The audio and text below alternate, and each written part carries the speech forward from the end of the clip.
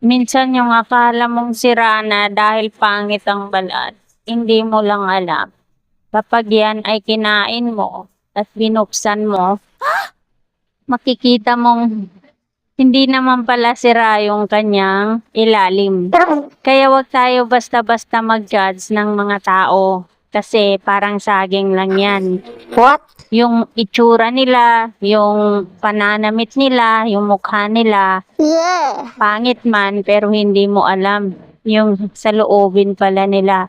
Napakabusilak ng kanilang puso. Wow. Napakaganda pala ng kanilang ugali.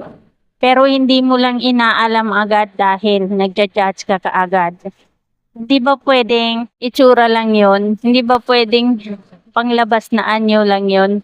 Tapos busilak pala yung kalooban. Pagod na pagod ka na, kahit gusto mo nang matulog, pero kailangan mo pa rin magbantay ng tindahan.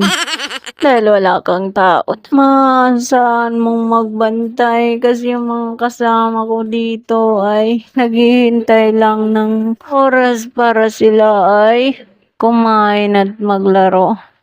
Ay nako, talagang nakakapagod. Nawawala na ako ng lakas. Parang kailangan ko siguro ng B-complex. Parang hindi na ako makatayo. Tapos yung mga kasama ko dito, naglalaro lang ay nagsisigawan pa. Grabe naman tong nararamdaman ko.